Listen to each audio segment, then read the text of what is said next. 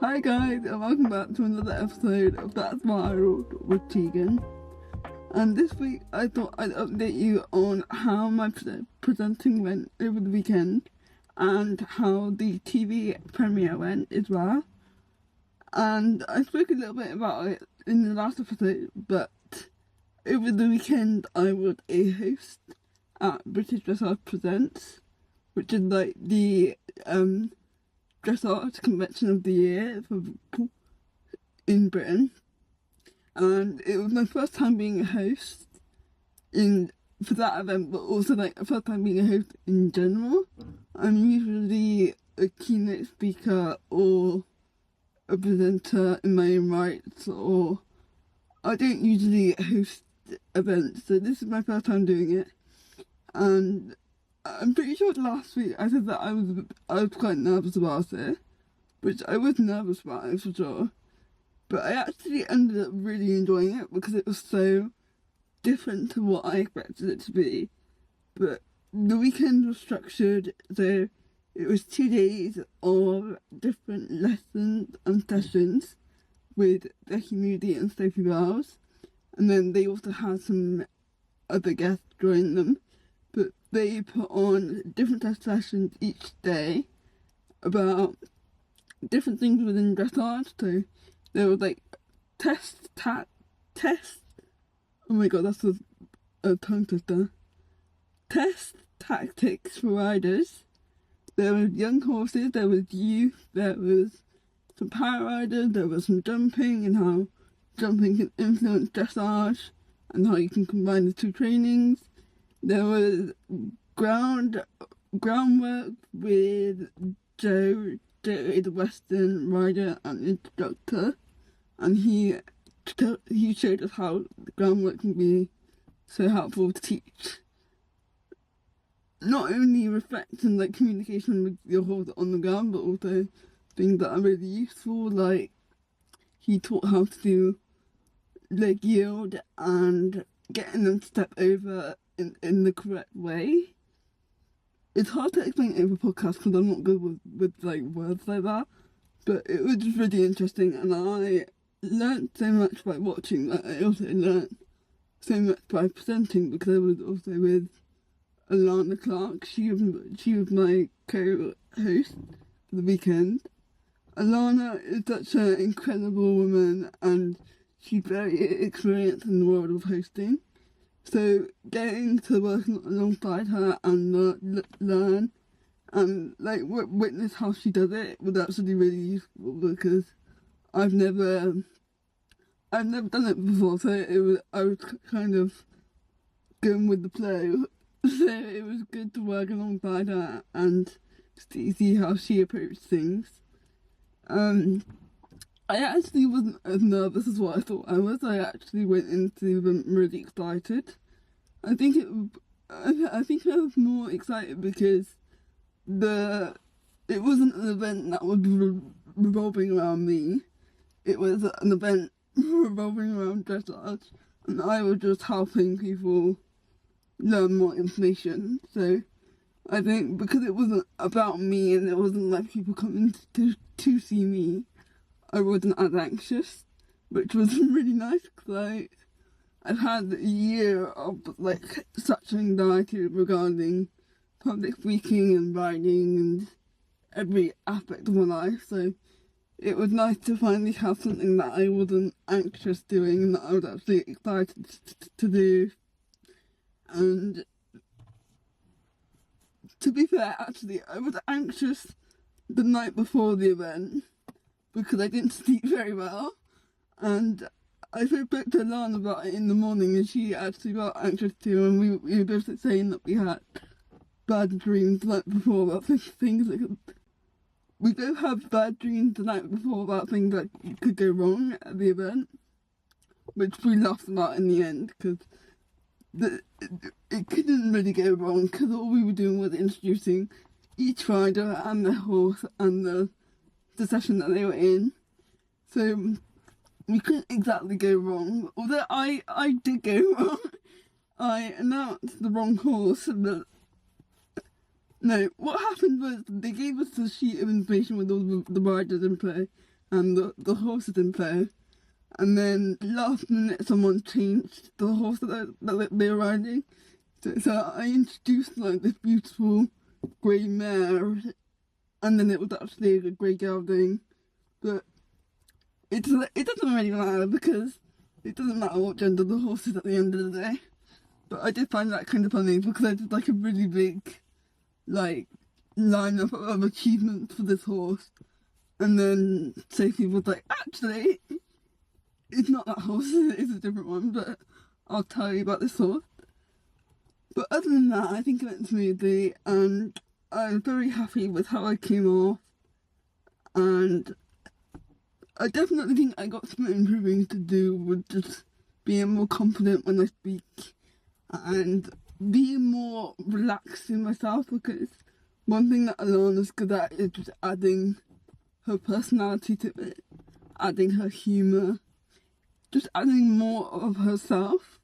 I was a bit like to the script and a bit, I was almost too professional. Like I could have just took a chill pill and just like been me a bit more. So I think if I ever get that opportunity again, I'm gonna try and just relax and like enjoy it and just be me in the moment rather than trying to be very professional. But it was a very fun experience, and I'm very grateful to British Dressage for allowing me to do that. And I hope that it leads me into more opportunities like that, because that is what I really want to do in life. I want to present, I want to interview. I love talking to people, and I love learning their stories and asking questions that people don't usually ask. So hopefully this is a good start into that side of my career. And I never thought that I would do it in the equestrian world, so it's quite different for me to be doing it in the equestrian world. But I'm also very excited to learn more about the sports from different angles and meet new people and interview them. Another huge perk of the weekend that I got to spend the weekend with Sophie Bells, who is a 10-time Paralympic medalist, and Becky Moody, who was at the Olympics and got bronze, and also has so many other achievements. These two have been like the women of the year practically. They're both amazing.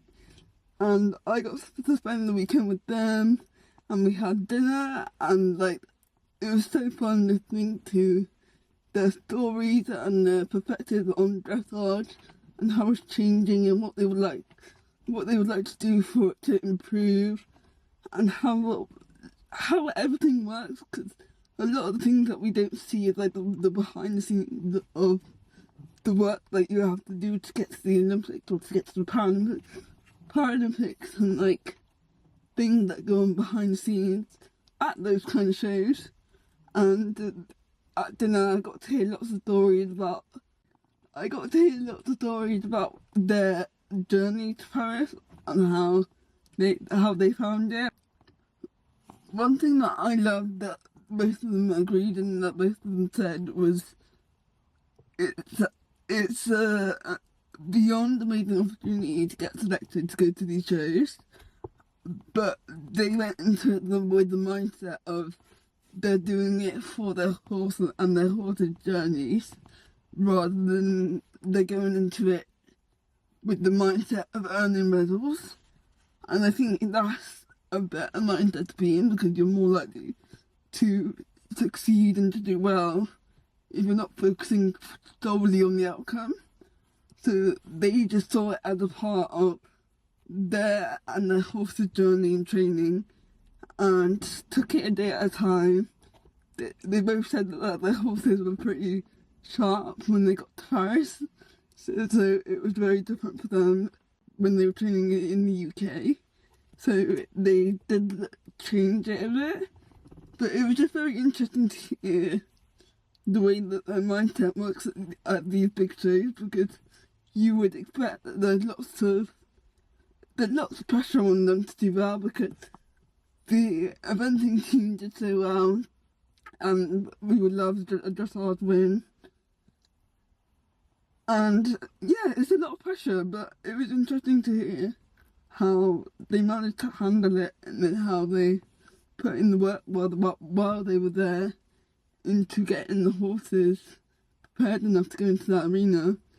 Because one thing that they didn't know would happen, well, not didn't know would happen, but one thing that they couldn't prepare for was the crowd. Because we don't have a crowd like that in the UK, really. So they trained in the arena beforehand when there was no crowd. But obviously when there's a crowd and everyone's clapping and cheering, that changes the whole environment. So they really are entering the test, or entering the arena not knowing how the horses are going to react to this crowd. And I think that was probably the most nerve-wracking part for both of them. But it was just really interesting to hear their perspective on it all. And yeah, I'm very grateful that I got the opportunity to speak to them both. And I really hope that I can talk to them further at some point about their journeys more in depth, because they're both very humble people, and they're just so humble, and I think they need to be celebrated a lot more. And I would love the opportunity to talk to them and share their stories in a different way, and to ask them questions that they probably haven't got asked before. But yeah, the weekend was absolutely amazing, and it was truly like watching a masterclass in each session, watching everyone ride and learning the techniques that I can use and my trainers can use to train my horse further. And I really like this new format of the convention, because it has like normal people almost. Like, it's not just the professional athletes, it's people at all levels, all types of horses, all types of levels of training. So there's something literally for everyone, which I think is what British dressage needed to provide, because although it is amazing to go and watch these top athletes ride, if you're not at that level, it's hard to relate to what they're doing. And a lot of their horses are the way they are from training and from a lot of time, and you can look at that horse and just not be able to put it into perspective of your horse, or be able to relate, because you might not have a horse of that level, of that standard. So I think the way that they put it together this year was really great, and I hope that next year they continue to make it more inclusive and more diverse.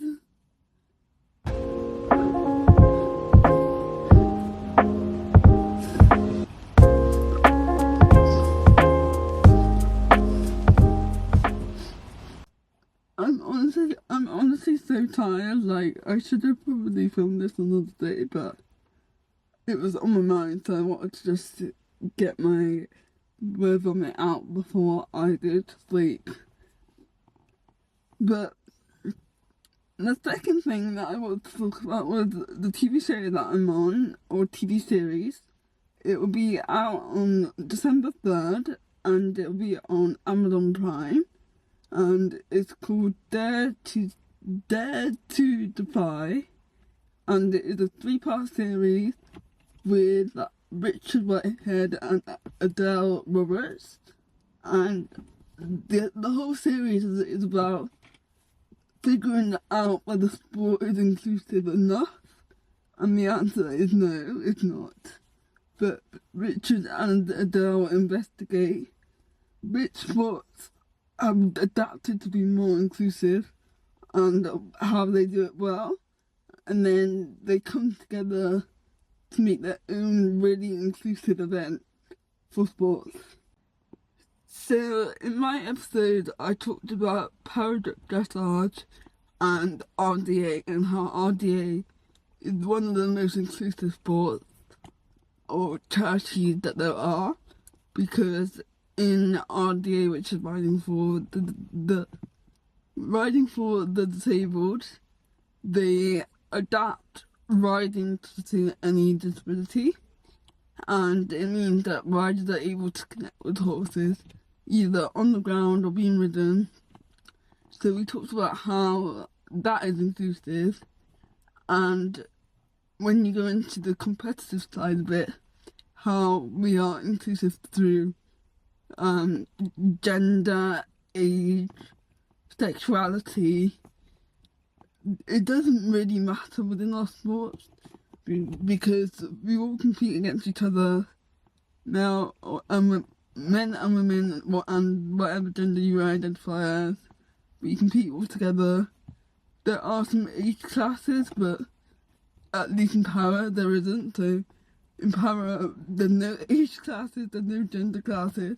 It's all based on your disability and how you're classified. Which is a very inclusive environment, actually. And it is one of the only sports that is inclusive in that way.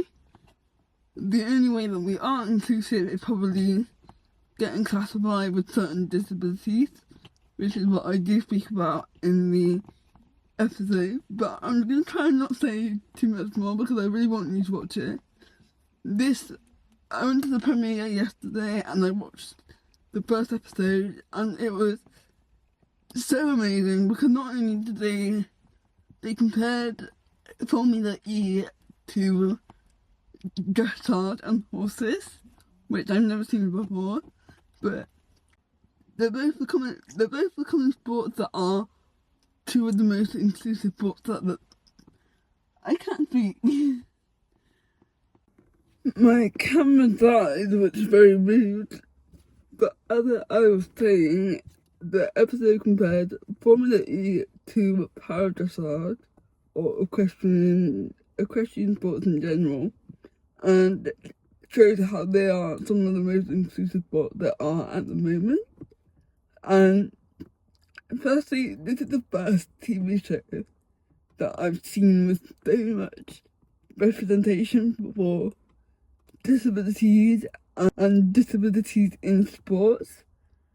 I've never seen anything like this, and this is something that I wish that I had when I was young growing up, because when I was young I struggled so much with accepting my disability because there wasn't any representation in the world that I felt that I looked like or that I could see myself in.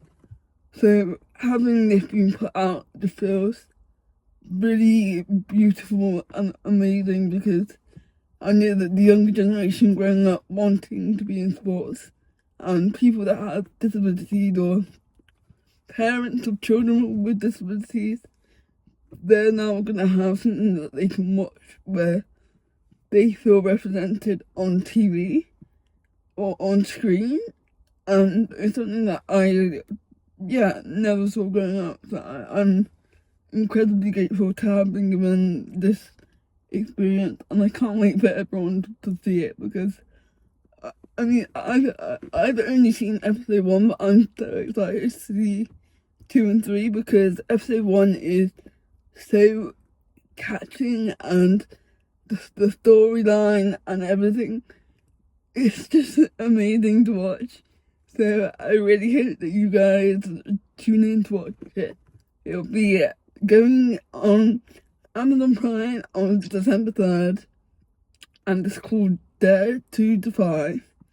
So I really hope you guys watch it, and please also share it with your family and friends, because even if you don't have a disability, that allyship of sharing the information is what is going to create change.